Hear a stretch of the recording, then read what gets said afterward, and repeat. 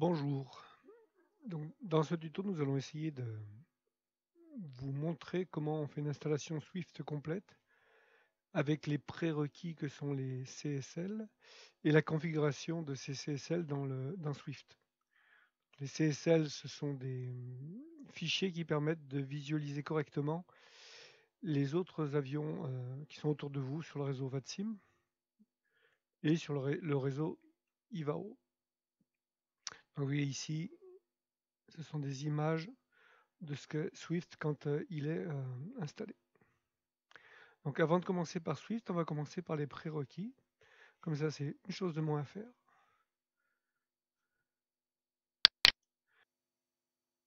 Donc sur ce site, CSL Package, vous allez trouver les installeurs de XSL Updater, donc pour Windows, Mac ou Linux. Donc c'est sympa pour les trois environnements qui vont permettre d'installer ou de mettre à jour vos répertoires CSL. Donc vous choisissez en fonction de votre plateforme et vous l'installez. Une fois installé, il vous faudra donner le chemin de votre X-Plane.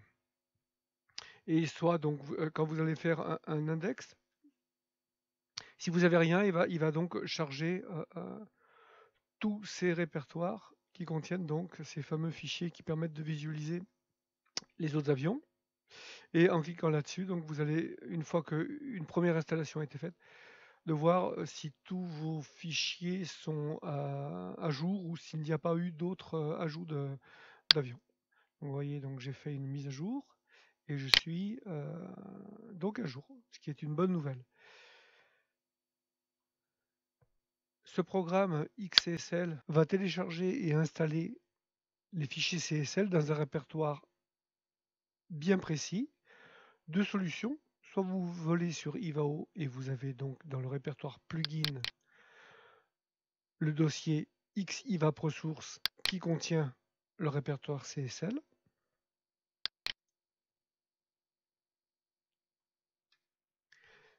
Si vous ne volez pas sur IVAO, donc si vous n'avez pas le répertoire XIVAProSource de présent dans votre répertoire plugin, nous allons le créer.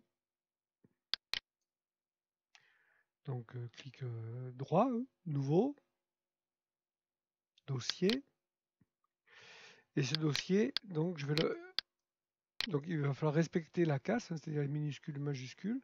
Donc X majuscule, tiré du 6, I majuscule, V minuscule, A majuscule, P minuscule, espace, R majuscule, E, S, O, U, R, C, E, S. XIVAProSource.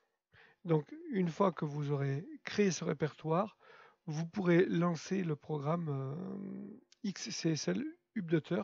Il existe d'autres sources de CSL. Donc, chez Volant Duo, Claude nous peaufine donc le répertoire BB et le répertoire MISC. Vous pouvez donc, après téléchargement, rajouter donc des dossiers, mais surtout ne mettez pas les dossiers additionnels dans le dossier CSL. Lors de mise à jour du dossier XCSL, vous risquez de vous voir effacer vos fichiers. Donc vous mettez bien XCSL, vous le laissez gérer par le programme qu'on a vu précédemment. Et si vous avez d'autres sources de CSL, vous créez des répertoires différents. Voilà. Ceci étant fait,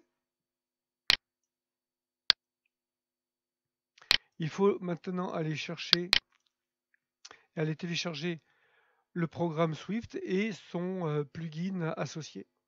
Donc pour cela, vous allez donc sur cette adresse que je mettrai qui va apparaître en gros, et vous cliquez sur About, Swift Pilot Client, et Swift Pilot Client donc va vous lister les programmes disponibles. Donc, chez Volanduo, nous utilisons toujours les versions alpha les plus récentes. Personnellement, je suis sous Windows, donc je vais regarder ici les dates. 1er avril 2020, 26 mars, 10 mars, etc., etc. Donc je vais aller télécharger cette version. Cette version est référencée, vous voyez, le chiffre est chaque fois plus important. Donc je vais aller télécharger cette version.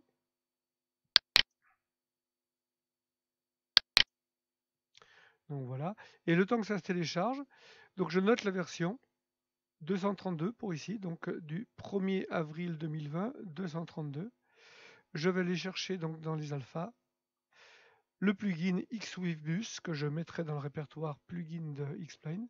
Donc ici 232 du 1er avril 2020. Donc je récupère également l'archive. Donc voilà les deux fichiers téléchargés. Donc dans un premier temps, je vais décompacter XWiFBus. Donc vous voyez, je suis bien avec les mêmes versions, 232, 232. Et je vais simplement donc copier le répertoire XWiFBus contenu dans l'archive dans le répertoire plugin de mon Xplane. Voilà. Cela étant fait, je vérifie bien donc que j'ai le répertoire XWiFBus dans le répertoire plugin de mon Xplane qui correspond bien à la version de l'installeur de Swift et que j'ai bien dans le répertoire, il est où? Dans le répertoire Xiva ProSource, donc au moins le répertoire CSL à jour et accessoirement donc des répertoires d'autres CSL que j'ai glanés sur le net. Une notion importante, c'est la gestion des plugins qui permettent la connexion aux différents réseaux que sont VATSIM, Ivao et FFS2Play par exemple. Dans le répertoire plugin de Xplane, doit être présent que le répertoire, comme par exemple ici XWiFBus, du plugin qui permet la connexion au réseau. Donc ici, j'ai mon répertoire XWiFBus qui me permet de me connecter à VATSIM. Et dans le répertoire, donc ressources, plugin Disable, j'ai donc le répertoire du plugin de FS2Play et le plugin de connexion à Ivao. Si je veux par exemple voler sur Ivao, je coupe et je colle le répertoire XWiFBus et je coupe et je colle le plugin de connexion. Il existe d'autres systèmes qu'on peut utiliser, comme par exemple Xorganizer, qui permet en 3 clics de faire ce que je viens de faire là. Voilà, c'était une notion importante à ne pas oublier parce qu'autrement vous risquez d'avoir des problèmes de connexion au réseau.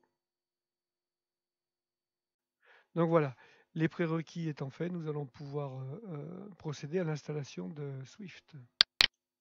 Donc pour cela, je vais donc lancer l'installateur.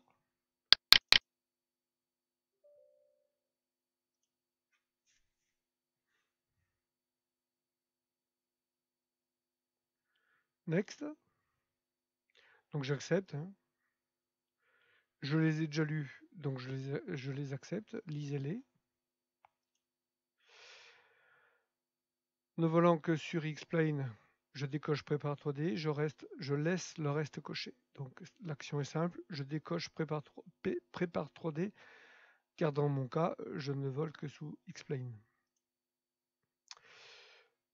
Je ne change rien, il va s'installer donc dans le répertoire Program File. Voilà, l'installation en cours. Donc voilà, une fois que c'est fini, vous cliquez sur Fini. Vous avez normalement une fenêtre de ce type qui est venu s'afficher. Donc voilà, nous avons donc le lanceur des différentes applications de Swift. Nous allons utiliser celle-ci, Guy, qui permet de lancer l'application par elle-même. Mapping Tool qui va nous permettre justement de gérer la bibliothèque des CSL. Et Config qui va nous permettre de configurer plus précisément Swift. Donc nous allons commencer par Mapping Tool. Mapping Tool donc permet de gérer la bibliothèque, les bibliothèques des CSL. Donc nous voici dans la fenêtre de configuration des CSL. Je pars sur une configuration où rien n'a été chargé, rien n'a été configuré. Comme ça, nous allons voir pas à pas comment bien configurer la gestion des CSL avec Swift. Vous avez des onglets ici. Nous passerons du Mapping Editor au Setting, Unlogin, etc. Et ici, vous avez deux onglets qui nous intéressent. L'Active Model, donc c'est les CSL qui sont utilisés par Explain, et on va dire la base des modèles. Dans un premier temps, ici, il se peut qu'après l'installation, vous ayez des chemins, donc il faudra vérifier vos chemins. Donc on va dire, pour le tuto, on va partir d'une situation vierge. Donc je vais cliquer ici pour redire à Explain où est mon... redire à Swift où est mon Explain. Donc Explain Stab, c'est celui-là. Et ici, nous allons donc rentrer les dossiers CSL. Personnellement, j'ai trois dossiers à rentrer, hein, BB, CSL et MISC. Donc je vais commencer par CSL, hein, c'est celui que vous devez avoir par défaut. Donc voilà. Après le CSL, je vais rentrer le répertoire BB et le répertoire MISC.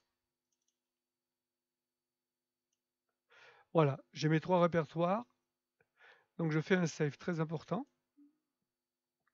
Save and setting. OK. Cette partie donc me permet de configurer dans quel ordre Swift va lire les dossiers CSL. Donc c'est dans cet ordre-là. 0, 1, 2, 3, etc. etc. Donc pour l'instant, il est configuré pour lire en premier 3 points, plus après A, 2A, etc., etc. Donc en fait, je veux le CSL.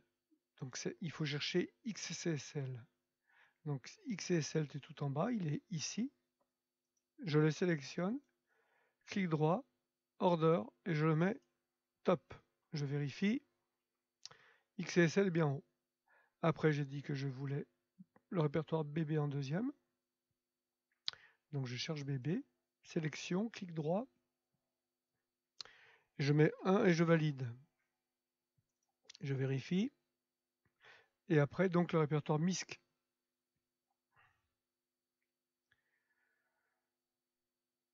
Je sélectionne, clic droit. Oups. Je fais 2, je valide. Je vérifie. XCSL en premier, BB en deuxième et MISC en troisième. Important, je sauvegarde. Donc là, maintenant, je vais pouvoir passer à l'intégration donc de toutes les SL contenues dans ces dossiers, avec la priorité que je viens de faire là, dans la bibliothèque que je vais utiliser. Pour ça, là, je clique sur Mapping Editor et je me mets sur le deuxième onglet, Stored One Model Explain. Clic droit, Simulateur, Explain Model. Donc il va lire tous les... Donc voilà, j'ai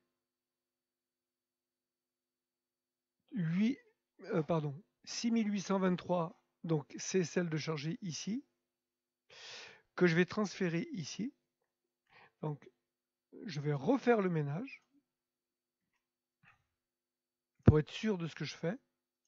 Donc j'ai bien dans mon dossier on va dire des CSL disponibles 6823 et dans les actives 0. Je reviens sur mon dossier Stored. Donc nous allons faire CTRL A pour tout sélectionner. Clic droit. Ah, voilà. Et nous allons faire donc modèle 7, add les modèles 7 et je vais dans le répertoire Active Model et je me retrouve avec exactement le même nombre. Maintenant, nous allons faire la chasse aux doublons en respectant la priorité de la lecture des dossiers comme on a donné tout à l'heure. Donc, CTRL A, clic droit, modèle 7, Reduce modèle, remove duplicate. Excusez pour mon anglais, ceux qui me connaissent ont l'habitude, j'ai un accent déplorable.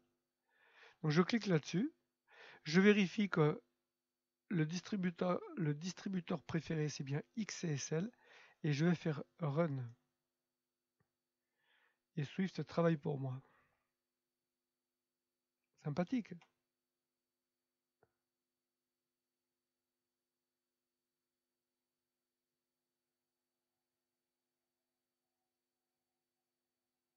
Voilà, message d'info. Il a effacé 970 modèles. Donc une fois que j'ai fait ça, je fais OK. Et vous voyez, il a enlevé quand même pas mal de modèles puisque ma bibliothèque disponible 6823, ma bibliothèque d'actifs 5853. Et là, très important, je fais un save. Voilà, c'est OK. Voilà, donc pour la partie installation des prérequis, installation de Swift et mise en place de la bibliothèque des CSL, c'est fini. Maintenant, nous allons passer à la partie configuration de Swift par lui-même.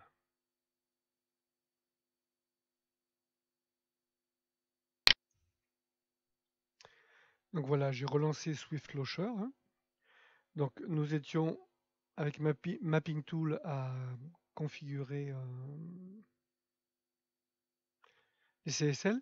Donc nous allons lancer carrément donc, le programme Swift. Voilà, le programme Swift.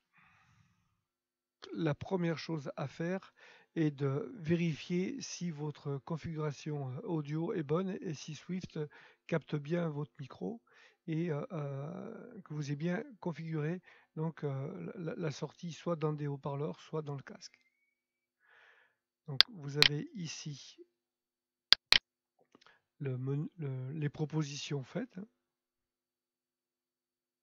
Hop, pour le micro et ici pour les haut-parleurs. Donc vous voyez, moi j'ai une configuration où je récupère le son sur mon écran et où ici c'est mon casque qui est branché. Donc pour l'instant, je reçois le son et j'émets du son via le casque. D'où mon choix de Realtek. Et ce qui confirme la chose, c'est que pendant que je parle, le niveau augmente. Donc ça étant vérifié et configuré, il vous faut faire quelques petits réglages, comme par exemple régler la touche pour parler. Donc vous allez dans Settings,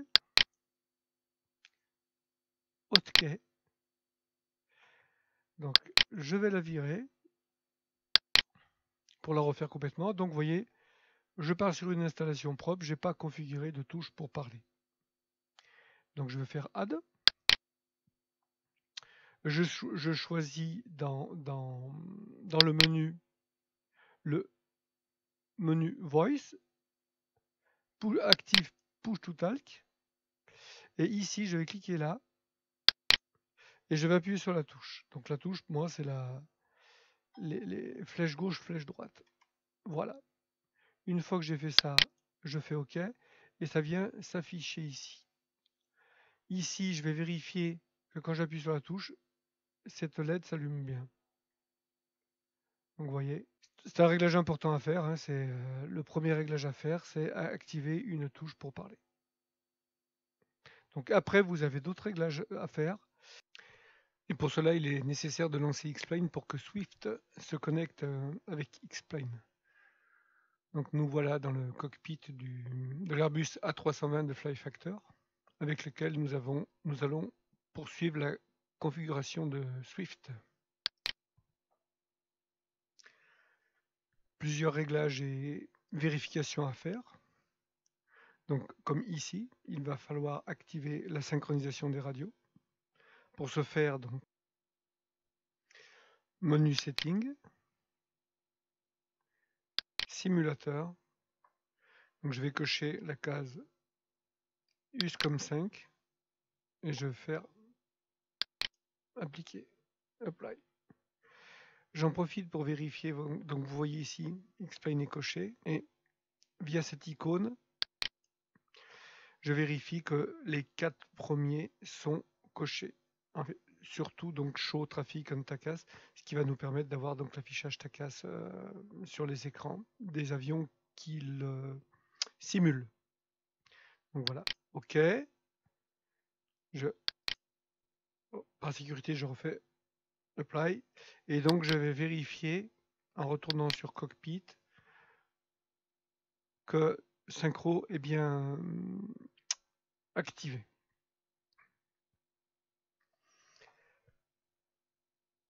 Avant la connexion à VATSIM, quelques réglages et vérifications à faire. Donc sur Connect, choisir les serveurs les plus proches de vos lieux de vol. Donc pour l'Europe, ce sera donc Germanie 1, Germanie 2 et United Kingdom 1 ou 2. Donc Germanie 1. Votre identifiant VATSIM, votre mot de passe, votre nom et votre base. Donc mode normal, mode observeur. Mode normal, quand vous vous connectez, donc vous êtes un pilote actif qui va réaliser un vol, vous serez visualisé sur les écrans radars des ATC et vous serez vu par les autres pilotes. Mode observeur, c'est un mode qui peut être utilisé dans deux buts. Vous êtes en apprentissage de phraséo, vous voulez observer comment se passent les choses, vous mettez en mode observeur, vous pourrez avoir les communications radio, mais vous ne serez pas vu ni par les autres pilotes, ni sur le contrôle radar, ce qui permet donc l'apprentissage, par exemple, de la phraséo internationale. Autre utilisation, en mode copilote, spécifique au mode de cockpit partagé, qui pour l'instant est possible avec le plugin Smart Copilot. Le pilote, on va dire qu'il va être radio, va se connecter en mode normal, et le pilote qui va avoir d'autres tâches en cockpit partagé, mais pas la tâche principale de radio, va se connecter en mode observeur. C'est une fonction qu'on développera dans d'autres tutos spécifiques au vol en cockpit partagé. Autre chose importante, pour être bien visualisé par les autres pilotes, le choix d'une bonne livrée, ou de votre livrée, comme ici donc, je suis bien reconnu en Flyfactor A320 Air France. Le cadre est vert, ce qui veut dire qu'il n'y a pas de problème. Si le cadre était d'une autre couleur, vous pourriez essayer de rectifier l'erreur en faisant un refresh. Donc ici, on voit bien que l'aircraft est un Airbus A320 et que la livrée reconnue est Air France, comme choisi ici. Donc j'ai bien choisi la livrée Air France qui est reconnue. Donc je serai vu par les autres pilotes connectés à VATSIM comme un A320 avec la livrée Air France. Donc là je me remets en mode normal. Donc bien saisir votre call sign. Donc voilà, au niveau de ce qu'on doit faire avant la connexion. Donc là je vais me connecter. Pour vous montrer comment ça se passe, pour ceux qui n'ont pas l'habitude. Je vais donc passer en mode connect. Et ici, vous allez voir donc, ici je suis sur Explain, c'est Explain ça. Donc voilà, je suis connecté. Alors qu'est-ce qui indique qu'on est connecté?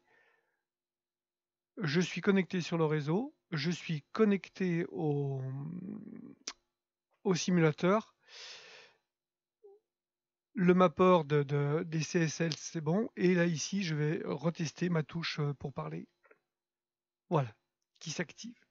Donc là, je suis connecté au réseau VATSIM. Donc une fois connecté, plusieurs possibilités.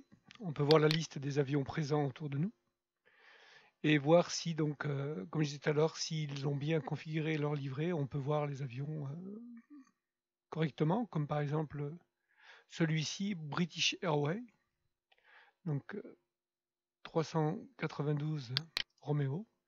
392 Romeo, donc c'est bien, je le vois bien en livret British Airways. D'où donc, je me répète encore une fois, le fait que si vous configurez bien votre livret, les autres vous verront avec le bon avion, le bon type et la bonne livrée. C'est ça concerne surtout les liners. Les ATC présents. Donc voilà, je suis sur GLL, donc j'ai l'approche qui est présente et j'ai d'autres contrôleurs qui sont, donc vous avez ici la distance. Alors une astuce intéressante, c'est par exemple je veux rentrer en contact avec la tour de EGKK par exemple. C'est un exemple, hein, c'est pas. Je vais cliquer, je vais le sélectionner, cliquer sur com et ici par exemple je vais le mettre sur com2. Donc je clique là-dessus et dans mon avion, donc la fréquence active de com2 124 225 comme indiqué ici 124 220. Donc, imaginons donc que je veux connecter le com1 avec l'approche de EGLL.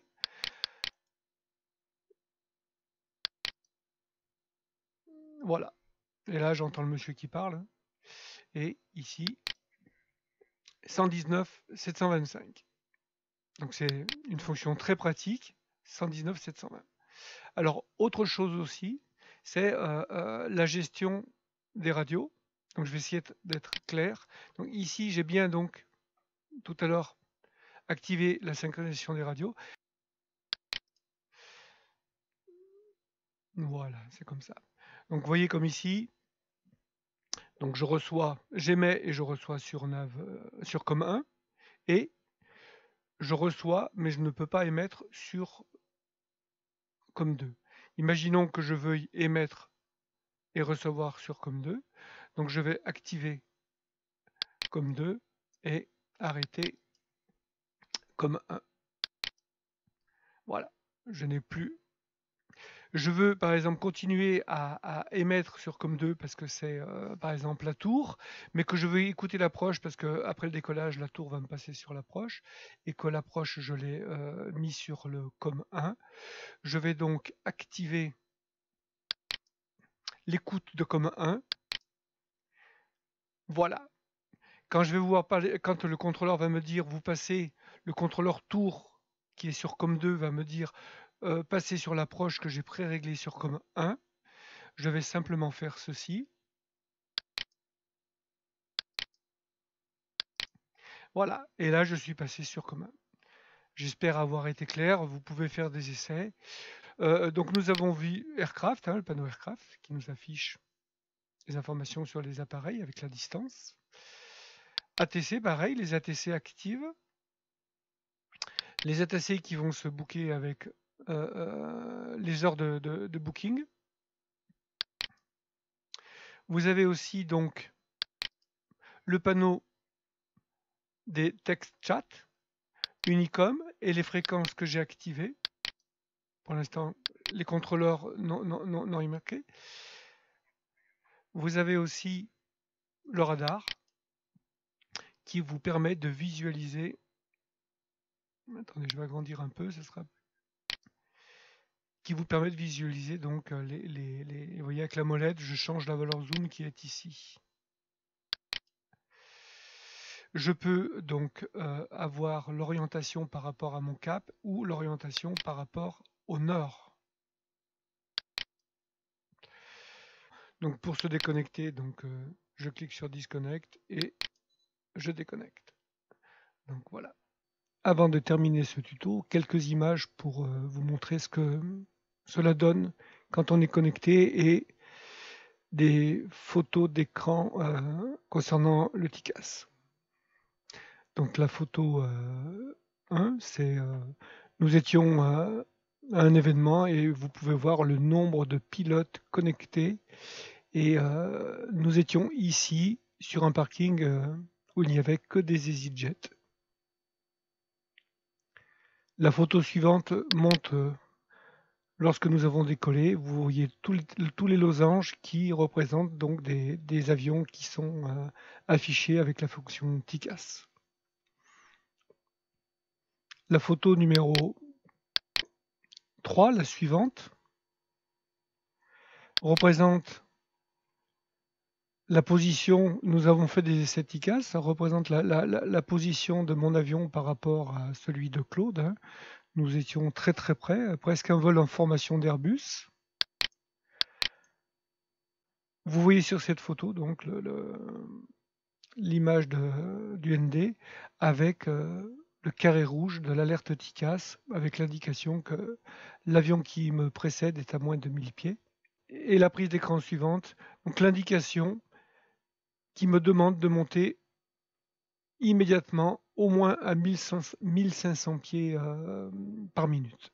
Le vol étant fini et le tuto aussi. Amusez-vous bien et bon vol.